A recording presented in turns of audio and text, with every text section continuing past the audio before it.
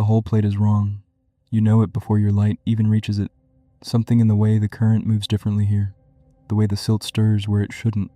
You've been down here long enough that the ocean has its own grammar, and right now it's telling you something. You bring the torch closer. The crack runs 14 inches, maybe more, hidden under a layer of marine growth that's been there for years. The pipeline carries 40,000 barrels of crude oil per day.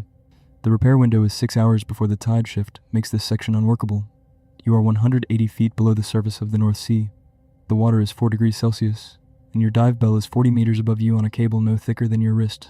You breathe in. The Helix tastes like nothing. It always tastes like nothing. That's how you know the mix is right. You get to work. This is not a job people fall into.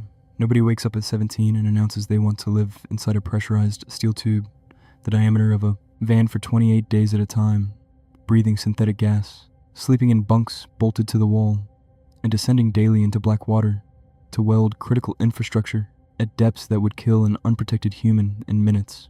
Nobody chooses this for the romance of it. You choose it because the money is real, because the skill is rare, and because something in the specific architecture of your mind finds a kind of silence down here that you've never found anywhere else. You grew up on the Gulf Coast. Your father worked the rigs, not diving, topside. Maintenance crew, 28 and 28 rotations, gone half your childhood.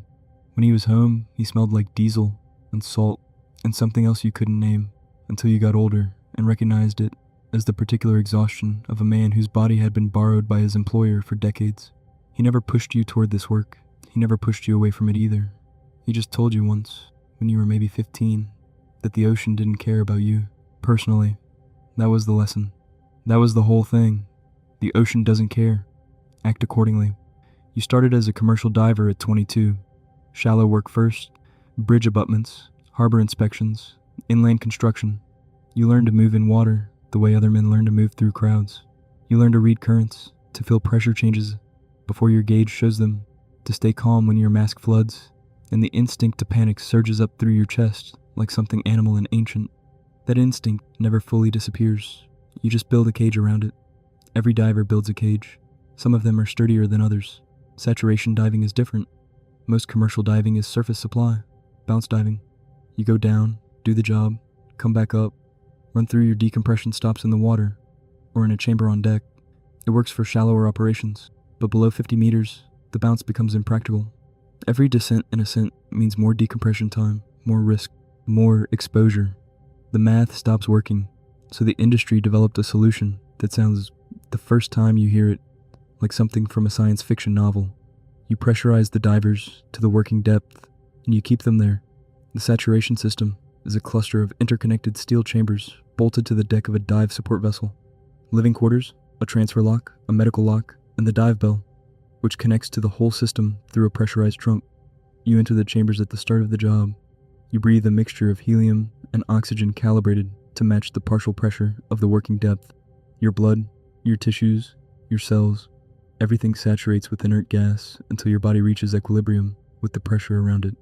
At that point, it doesn't matter if you stay at pressure for 4 days or 40 days.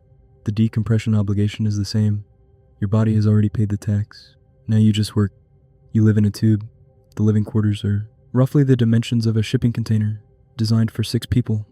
There are bunks, a table, a small television bolted to the wall, a bathroom where the shower pressure fluctuates based on depth. The food comes through a medical lock in sealed containers. Hot meals, 3 times a day, pass through the pressure boundary by the SAT technicians outside. You can hear them, muffled through the steel, going about their surface lives, breathing normal air, stepping outside when they want to, going home at the end of their shift. The gap between their world and yours is 8 inches of high tensile steel and a pressure differential that would kill you in seconds if the seals ever failed. You don't think about that. Or rather, you think about it exactly once when you first enter the system. And then you put it somewhere in the back of your mind, and you close the door and you don't open it again until you're out. The voice changes in SAT. Because you're breathing helium, the speed of sound through your vocal tract accelerates, and your voice becomes high-pitched, cartoonish, unrecognizable. The SAT techs get used to it. You get used to it. But the first time you heard your own voice in the chamber, you laughed, and the laugh sounded wrong, and you stopped laughing. That's a small thing. There are smaller things, and larger things that take more time to adapt to. The cold is constant, even with hot water suits. The North Sea, at 180 feet, is trying to pull heat out of your body at every moment. The suit runs warm water pumped from the surface through an umbilical, but the umbilical is 200 meters of hose, and by the time the water reaches your gloves, it's lost something. Your fingers are always colder than you want them to be. After a while, you stop noticing. After a while, you stop noticing a lot of things. The working day and saturation is structured around the bell runs. The dive bell is a pressurized capsule, roughly the shape and size of a telephone booth, that locks onto the sat system and carries 2 divers from the vessel to the worksite. One diver exits the bell and works. The other, the bellman, stays inside and manages the umbilical, monitors the working diver's gas supply, maintains communication with surface, and is prepared to go in after his partner if something goes wrong. The working diver is never more than the length of his umbilical from the bell. The umbilical is his lifeline. Gas supply, hot water, communications, the video feed that lets the surface supervisor watch everything you do. Lose the umbilical, and you have whatever is in your bailout bottle. Roughly 15 minutes of gas at working depth, depending on exertion. 15 minutes to get back to the bell. 15 minutes to live. You don't lose the umbilical. The weld you're looking at now is what's called a hyperbaric wet weld, though that term covers a range of complexity that the phrase doesn't fully communicate. Dry hyperbaric welding is done inside a habitat, a pressurized enclosure, clamped over the work area that is purged of water and filled with gas, allowing the welder to work in a dry environment at ambient pressure. The results are cleaner, closer to surface weld quality, but habitats take time to deploy, and time is expensive at 40,000 barrels a day. The correct you found is wet work. You'll weld directly in the seawater using a specialized electrode designed to function in this environment. The physics are against you. The water quenches the weld metal as it deposits, increasing hardness, reducing ductility, creating hydrogen cracking risk in the heat-affected zone. Every wet weld is a negotiation with the properties of metal and water and heat and pressure simultaneously. You've made this negotiation hundreds of times. You know its terms by now. You prep the surface, wire brush, removing the marine growth down to bare metal. You check the crack geometry with your gauges. 14 inches, definitely. Possibly 16. You report to surface. The supervisor's voice comes back through your comms, slightly distorted by the distance and the gas. Copy that. Stay on it. The clock is running. You strike the arc. There's a moment when the arc lights in water and the world around you goes electric blue-white. And for that instant, 180 feet below the surface of the North Sea, you are the only light source in the water column. Particles of sediment drift through the cone of illumination like a slow galaxy. The crack traces itself in shadows under your torch. You work from the low end toward the high, controlling the heat input, watching the bead profile, listening to the sound of the arc. In welding, you learn to read the sound. A stable arc has a rhythm, consistent, almost musical. An unstable arc pops and spits. You're listening for rhythm. Your hands are steady. They are always steady. That is not a minor thing. You've watched divers who were technically competent wash out of saturation work because their hands didn't stay steady at depth. The pressure doesn't do it. The cold doesn't do it. It's something subtler, something in the brain's management of fine motor control under sustained stress, and either you have it or you don't. There is no training for the last piece of it. Training builds everything around it, but the center of it is what you brought with you.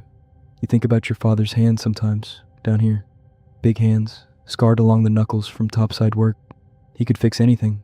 That's what people said about him. He could fix anything. You're 180 feet down in 4-degree water, welding a fracture in a pipeline that carries more oil per day than some small countries produce in a week, and you are, at the most basic level, fixing something. And you think he'd understand that. The first pass lays down clean. You check the profile. Acceptable. Not beautiful. Not at this depth in this water. But acceptable, which is the standard. In surface welding, there is an aesthetic to excellence. Down here, excellence is functional. The weld holds, or it doesn't. The pipeline flows, or it doesn't. You live, or you don't. The second pass is where you find the problem. A void. A subsurface inclusion hidden in the base material, invisible to visual inspection. The kind of flaw that takes years to propagate to failure, but is already there in the metal structure, waiting. You feel it through the electrode before you see it. A change in the arc's behavior. A hesitation in the bead. You stop. You call it to surface. There's a pause. You can hear the supervisor consulting with the inspection engineer. The pause is 45 seconds, but it feels like something longer. Then, proceed with grinding preparation, We're extending your bell run. Extending the bell run means more time at depth, more gas consumed, more cold. Your bellman, a Norwegian named Eric, who has been in saturation diving for 14 years and communicates primarily through silence and occasional blunt assessments of worksite conditions, says through the intercom, "Copy. That's it. Copy." That's all you need from him. You grind out the void, you reprep, you re-weld. 3 passes now instead of 2. Your hot water suit is losing efficiency at the left calf, where the hose fittings have been degrading for a week. You've reported it. It's on the maintenance list. It hasn't been fixed yet. The cold moves up through your leg in a slow, steady current, and you manage it the way you manage everything down here. You note it, you file it, you continue. The weld is done in 4 hours and 20 minutes. You call it to surface. The inspection ROV moves in, its thrusters stirring silt, its camera eye hovering over your work. There's another pause. Then, good weld. Clean it up and return to bell. You brush the slag. You bag the consumable waste. Nothing goes into the water that didn't come from the water. That's the protocol. That's the law. And more than either of those things, it's respect for the environment you're working in. You've seen divers who treated the seabed like a job site floor, dropping equipment, leaving debris. Those divers don't stay on the good vessels for long. You swim back to the bell. Eric pulls you in. The hatch seals. You both breathe for a minute in the bell's small light. Not talking. That's not unusual. After a bell run, silence is appropriate. The bell lifts. Inside the sat chambers that evening, you eat your meal and watch whatever the television is showing. The other divers talk about their bell runs, about the work, about plans for when they surface. 28 days in, sat means 28 days of decompression when the job ends. You'll ascend slowly over 5 to 7 days, spending hours at each pressure stop, your body off-gassing the helium that has saturated your tissues over the course of the job. During decompression, you cannot do anything that would require a sudden ascent. If you develop symptoms inside the chamber during decompression, you treat them in the chamber. You cannot surface faster than the schedule allows. The Aussie schedule is written in the physics of dissolved gas and tissue absorption, and it is not negotiable. This is one of the things people don't understand about saturation diving. You are not trapped by your employer or your contract or your financial situation. You are trapped by chemistry. Your body is committed to a pressure and a depth, and walking out is not an option. The commitment is total. You knew this when you entered the system. You know it every day you're inside. It becomes background knowledge, like knowing the walls exist. You don't think about the walls. You just live within them. The pay is real. A saturation diving job in the North Sea pays between $1,200 and $1,800 per day while you're in the system.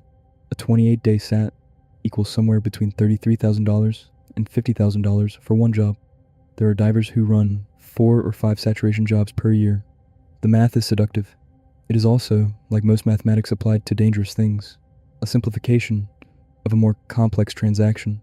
What it doesn't calculate is the joint damage from years of pressure cycling, the neurological effects of long-term helium exposure that the industry is still understanding, the decompression sickness incident that ended your former partner's career at 38, a bilateral hip necrosis that left him walking with 2 canes before he was 45.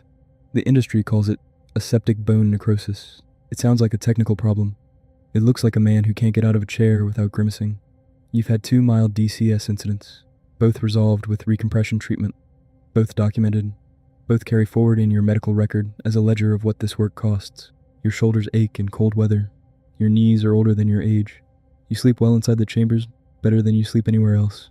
And you've spent years wondering about that. Something about the pressure. Something about the removal of every other context.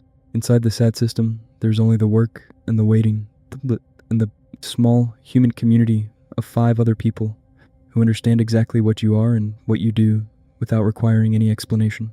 On the surface, you're a difficult person to know. You don't explain yourself easily. The things that matter to you are the things that cannot be translated into normal vocabulary. What it feels like to be the only light in the water. What it sounds like when an arc strikes clean at 180 feet. What it means to fix something real and permanent and important in a place where almost no one will ever see what you did. Your father came to the vessel once, years ago, when you were on a North Sea job. You were in SAT and he couldn't see you, couldn't come down, couldn't even fully understand what he was looking at when the deck supervisor explained the saturation system to him. He stood on the deck and looked at the chamber cluster and understood at some level that his son was inside there, separated from the ocean and from the air by steel and chemistry. and he said nothing for a long time. Then he said it's a hell of a thing to understand how a thing works and still not understand it. You think about that. The job runs another 12 days. You find 2 more anomalies, both repaired, both clean on inspection. On the final day of diving operations, before the bell is secured and the decompression schedule begins, you make one last pass over the section you repaired on day 1.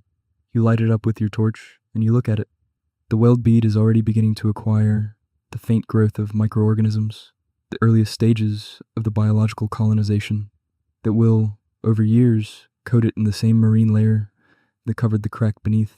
In 10 years, no one will know by looking at it that anything was ever wrong. The pipeline will carry oil. The platforms above will produce. The whole system will function, invisibly, the way all critical infrastructure functions when it's maintained properly. Invisible until it fails. Maintained by people that almost no one thinks about. You think about your father saying, the ocean doesn't care about you personally. He was right. The ocean doesn't, but the work does. The work has a logic and a rigor and a standard. And meeting that standard at 180 feet in 4-degree water, with your hands steady and your arc clean and the bead profile holding to spec, that means something. Not to the ocean, not to the pipeline, to you. You swim back to the bell for the last time. Eric seals the hatch. The bell lifts. You breathe the heliox in and out, and your voice is still wrong, and the cold is still there and somewhere above you. 7 days of slow ascent are waiting. The long, mandatory return to a world that has no idea what you just did. You don't need it to.